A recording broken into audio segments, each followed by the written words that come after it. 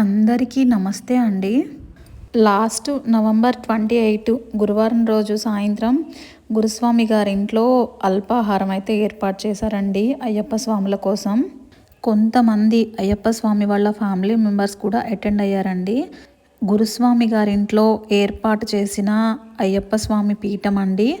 మరియు ఈ కొబ్బరి చెట్టు అండి, గురుస్వామి గారు 18వ సారి మాల కాబట్టి ఈ కొబ్బరి చెట్టుని శబరిమలలో నాటాలంటండి. ఇరుముడి మరియు శబరిమల యాత్ర గురించి అయితే అందరు చర్చించుకుంటున్నారండి ఇక్కడైతే.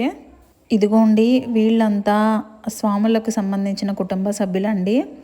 ఎల్లో కలర్ శారీ ఆవిడ గురుస్వామి గారి భార్య అండి, పేరు జ్యోతి గారు. ఈవిడేమో గురుస్వామి గారి అత్తగారండి. నాకైతే కొత్త కొత్త పరిచయాలు, చాలా ప్లెజెంట్ మైండ్ సెట్తో ఉన్న మనుషులు, చాలా బాగా అనిపించిందండి. మిగిలిందంతా నెక్స్ట్ వీడియోలో అప్లోడ్ చేస్తాను. Thank you for watching.